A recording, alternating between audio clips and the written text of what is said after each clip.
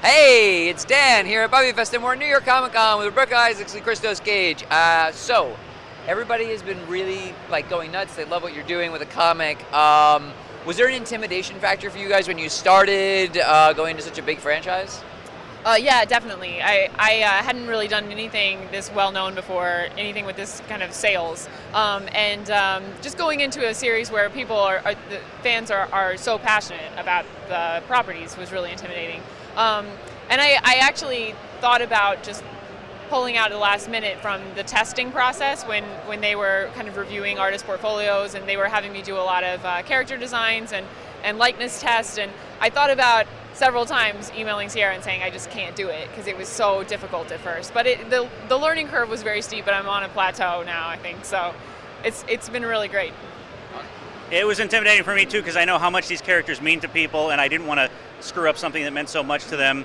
But at the end of the day, I couldn't pass up working with Joss, and I figured I would just blame everything on Scott Alley. That's what I do too. What issue are you guys on right now? 7. Well, I'm drawing 7, and I just finished the rewrite on 8, and I turned in the first draft of 10.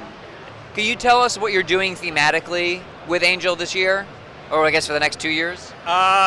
Angel it's almost a reverse of in the Angel series when Faith was at rock bottom and Angel stepped in and helped her to start to make that journey back out of the darkness. And she has, I think, matured more than any other character in the Buffyverse. And now that she's got it all together, she's the one helping Angel who's hit rock bottom. But it's a little different for her because Angel has hit upon this crazy plan to, spoiler alert, to resurrect Giles. And Faith is kind of like, okay, I owe it to him to stand by him, but if I think he's going too far off the rails, I've also got to stop him. So it's kind of a dilemma. Is that how you see it? Yeah, definitely. And I guess as far as smaller themes go, the second arc title sums it up pretty well. Daddy issues, right? Yeah. And we're dealing a lot with that, and daddy issues not literally and figuratively, with mentors and student roles and then Faith's of actual course, dad. Faith's father, yeah. So with that stuff, is there anything in particular that you were like, oh my God, when I first got the job, I was like, I definitely have to do this with an Angel and Faith book, or things that as you've been writing, you're like, oh my God, I definitely have to make sure this makes it into the book? Actually, one thing I really wanted to do was a Harmony Clem story, which I got to do with issue 5. I also really wanted to do a Lorne story, and Joss has given me permission if I come up with a good story, but now I have to come up with a good story. For Joss, Andy Hallett tragically passed away at a very young age, and Joss was very close with him, and he said, I could never do that, or he said, I'm not ready to do that yet because it's too painful, but he said to me, there's no reason you shouldn't do it if you have the right story, so now the pressure's on me to come up with a good story. And would you be excited about drawing Lorne? Oh yeah, absolutely. Is there any particular thing that you were like, oh, I'm gonna draw this book. This is a thing that I really hope they write? I still really want to draw Spike, but I don't know if I'll be able to in this series. But I was just really excited to draw Angel because I love him so much, and I didn't know at the time when I got the job that Giles was going to be in it, but that was just the icing on the cake. So I didn't expect that at all, to be drawing him so much.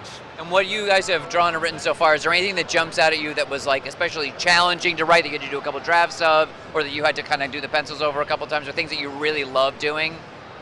Not really. Everything's been pretty straightforward. Luckily, knock on wood, they've pretty much liked everything that I've been turning in so far. So.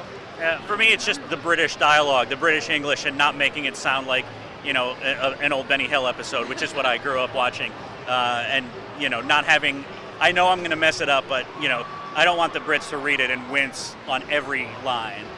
I got compliments from, I just recently went to London for vacation. I got many compliments from the guys that we hung out with on the dialogue. Well, there you go. That's what years of reading Alan Moore, Alan Moore, and thank goodness for Alan Moore. And crazy satanic, that's where I picked up my British title. All right, so spill what beans you can. Everybody wants to know about Faith's dad now that it's been announced, or what we can hear. Faith's dad is a sort of guy in his 40s who's probably carrying around a few too many pounds, and his best days are behind him. She's laughing. What? Do you see a parallel between him and somebody in this room? No? Anyway, I'm all those things. No, but hopefully I'm not like Faith's dad. I mean, we know he has a checkered past. We know Faith did not have a good family experience. And so I guess, what I'll say is he comes back into Faith's life, and her immediate reaction is, oh, he heard I have money now. But it's a little more complicated than that. And we'll play it out there. I don't want to give away any more than that. Rebekah did a great job designing the character. Did you use any visual references for creating him? I did. At first, I was going to use Eliza Dushku's actual father because there are pictures of him online. But then the idea that they're even available online kind of creeped me out, and me using them would creep me out even more. So I didn't want to invade her privacy like that. So I knew that she was Albanian. So I looked up famous actors that are also Albanian, and Jim Belushi happened to be one of them. Wow. He's really into his Albanian awesome. heritage. Like he is Jim Belushi in my mind. Yeah, no, but not that I looked at not so I looked at him and it was like, oh, it's Jim Belushi. But now that you say that, I took little bits and pieces, and when you look at the two actors, like you could kind of imagine her being his daughter in a way. So it worked out really well. All right, let's pretend for a second that you guys are not actually writing and drawing the book. What's the over-under that Giles is actually going to come back from the dead in this book? I don't know. I mean, it's up to Joss. It honestly is up to Joss, and whatever decision he may have already made and communicated to us, he could change his mind and say, he could get done with Avengers and be like, you know what, I want to do this instead. I'm going to say 50-50. Yeah. Wow. What do you think?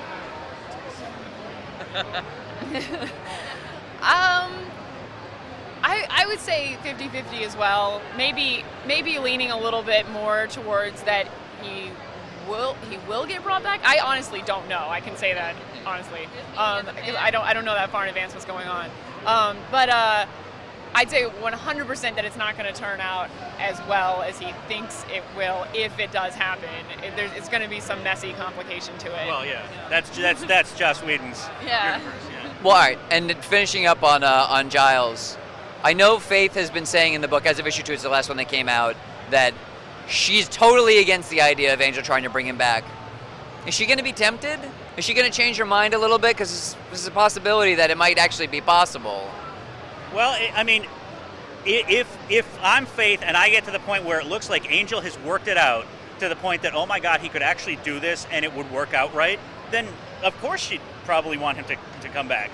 But I think Faith knows that in their universe it doesn't work that way. And she, I mean, they've tried to bring back Buffy's mom, they've tried to bring back, any number of characters. You've seen zombies, you've seen anything.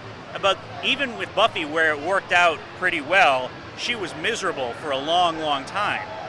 So I think Faith, if she could snap her fingers and Giles is back just like he was, she'd go for it. It's not that she doesn't want him on this earth, but I think the consequences are heavy in her mind as someone who's had to deal with a lot of bad consequences of things she's done. And I think she probably does also feel like Angel needs to come to grips with his actions and own them and, get past that. All right. That's for you, baby. Do it. So about Connor and the outer characters, I know you really can't spill on their whereabouts, but does Angel know where his gang is?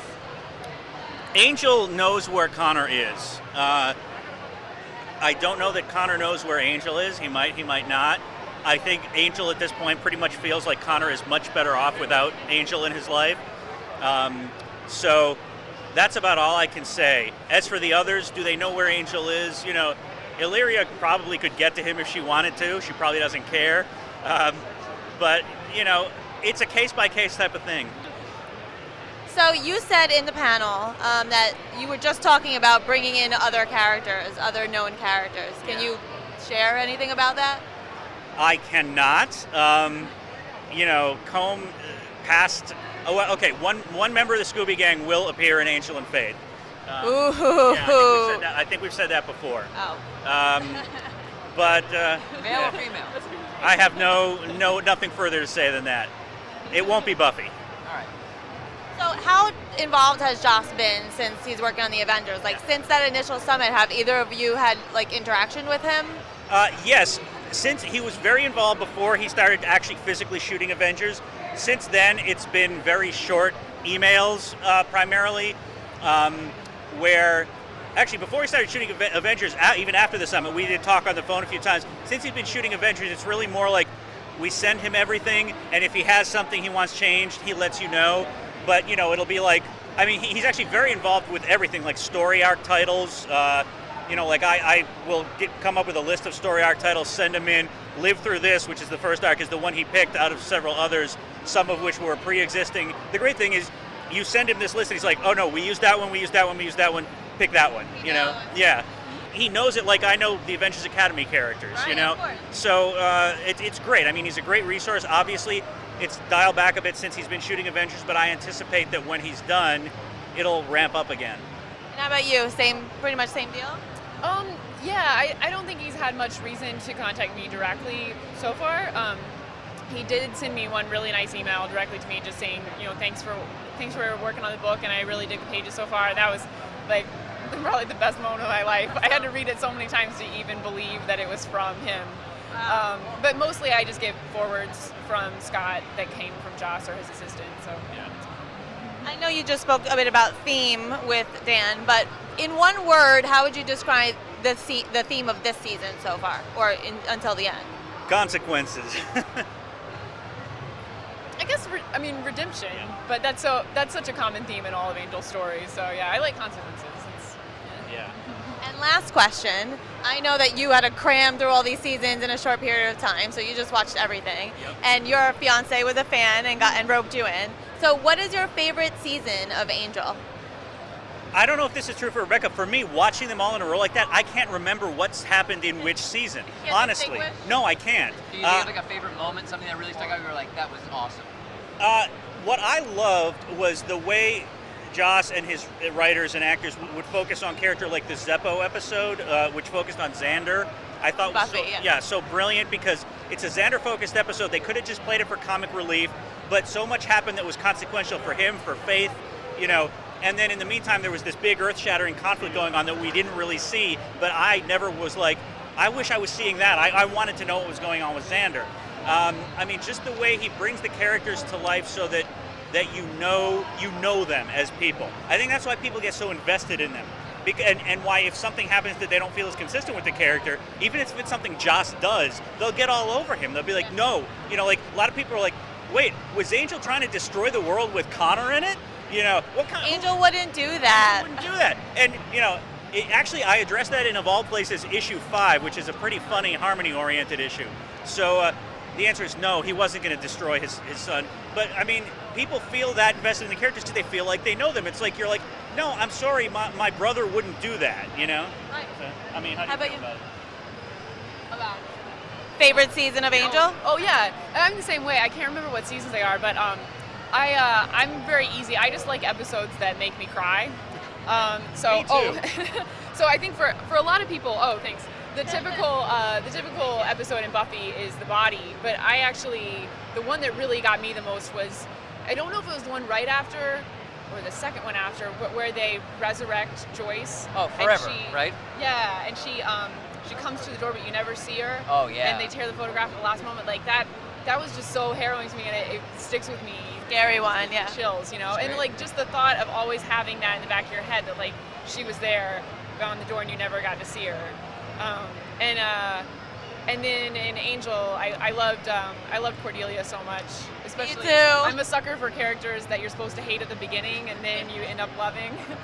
Cordelia is She me died. and Bits one of our favorites. Agreed. Really, yeah. I also loved the way the relationship between Angel and Cordelia developed, and I really believed it. I bought that it wasn't just, these are the two leads, so we're going to put them together. It developed, and I believed that they had a genuine relationship. But I also have to say that I loved I Will Remember You, which of course I'm referencing in the first arc. Yes, well done, sir. Yeah, thank you. But no, I didn't actually cry because I'm a man and I'm so macho. But no, that was a great episode because it's so touching and it sort of encompasses Angel. He sacrificed his own happiness because he felt he couldn't do the things he needs to do to make up for what he did as Angelus. Makes you a bit angry at him too, though. It is, but he's really no one else remembers it. He's only hurting himself. It's double-edged. It's all messed up. Yeah, it's very messed up. And that's the guy he is, and that's what's going to continue to be a theme throughout the thing. I mean, he's making himself miserable. That's what he does. He's messed up. He really needs help. That guy. Yeah. Fantastic. Did you have anything else? No, I think that's it. Thank you guys so much. Thank you so Thank you. much. We really appreciate it.